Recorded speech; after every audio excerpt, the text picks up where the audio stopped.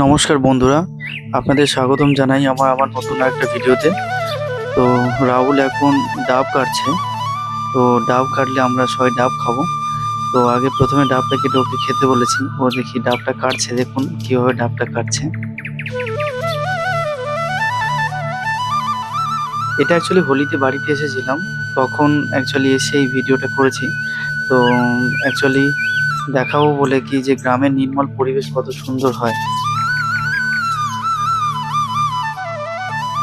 গ্রাম হচ্ছে একটা শান্তির জায়গা, মানে যেখানে আপনি এলে আপনার মন শান্ত হয়ে যাবে, একটা ফ্রেশ অক্সিজেন পাবেন।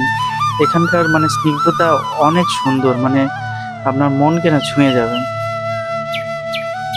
পেছনে আমার বাবা রেডি হচ্ছে স্কুল যাবেন বলে। এই যে রাহুল ডাব খাওয়া শুরু করে দিয়েছে। ডাবের জলগুলো খুব সুন্দর। কিছু কিছু ডাবে, যে এটা যেমন এই ডাবটাতে শাঁস হয়ে আছে, তো শাঁসওয়ালা ডাবে কি হয়, ডাবের জলটা একটু মিষ্টি হয় টেস্ট।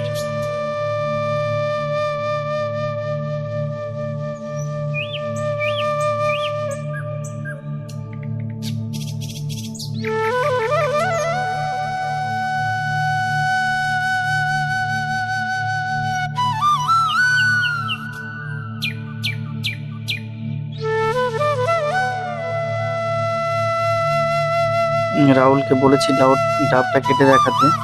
তো এখন ডাবটা কাটুক, কাটলে ভেতরটা দেখাবো কিরকম শাঁস হয়েছে। শাঁসগুলো খেতে খুব ভালো লাগে। ছোটবেলায় অ্যাকচুয়ালি শাঁস খাওয়ার জন্য না আমরা মারামারি করতাম। মানে যে শাঁস কাটার পরে যে দুদিকে দুটো ফালি হচ্ছে, তো ওই ফালি নিয়ে না আমরা দৌড় মারতাম। মানে যে যেটা পাবো সে সেটা নিয়ে দৌড় দিতাম, গিয়ে সাইডে গিয়ে ওই শাঁসগুলো উঠিয়ে খেতাম। আবার যদি পরে যদি ডাব কাটে তো সেই ডাব আবার নিয়ে নিতাম। যেমন মা এখানে রান্না করছে মাটির উনানে কাঠের জাল দিয়ে। এটা হচ্ছে আমাদের পুকুর। তো একটু আমি আমাদের যে ক্ষেত জমি যেদিকটা আছে ওদিকটা একটু আপনাদেরকে দেখিয়ে নিয়ে আসবো। ওদিকের ভিউটা সত্যি অসাধারণ। আমি আপনাদেরকে আবার ঘুরিয়ে দেখাচ্ছি ওদিকে জায়গাটা কেমন।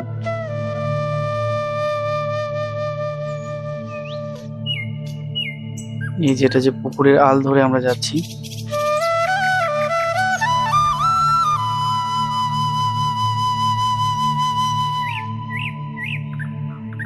এই যে পুকুরে দেখছি এখন আহ কতগুলো হাঁস জল কেলি করে উঠে এখন রোদ পোয়াচ্ছে।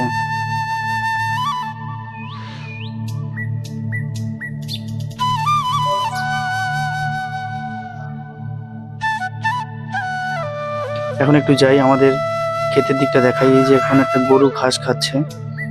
আর এটা হচ্ছে একটা জবা ফুল আছে।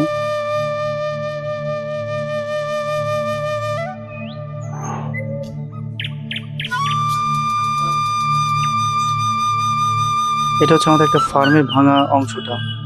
এই দূরে একটা বক বসে আছে মাছ ধরবে বলে, একদম চুপচাপ সাইলেন্ট মোডে আছে।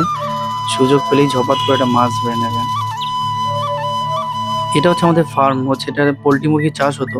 তো আমফান ঝড়ে এটা ভেঙে গেছিল, তো তারপর থেকে এটা আর চালানো হয়নি। এটা হচ্ছে তার একটা ভগ্ন স্তূপ।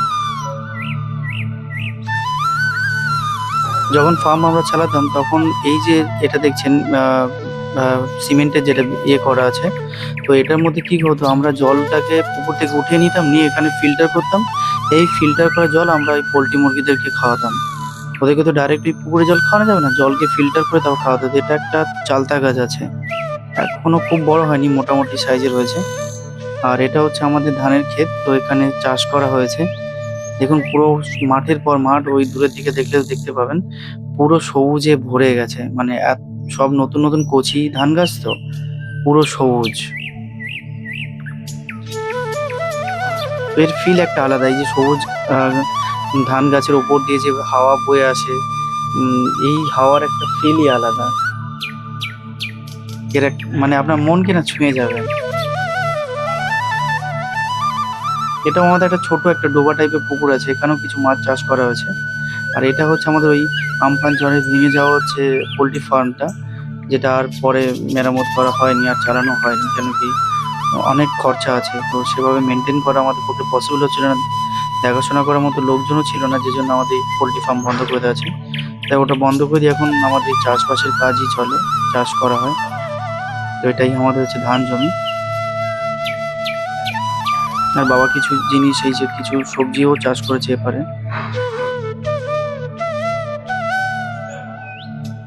তো যাই হোক, আমাকে আজকে একটু এক জায়গায় যেতে হবে, যে জন্য আজকে বেশি কিছু দেখাতে পারলাম না।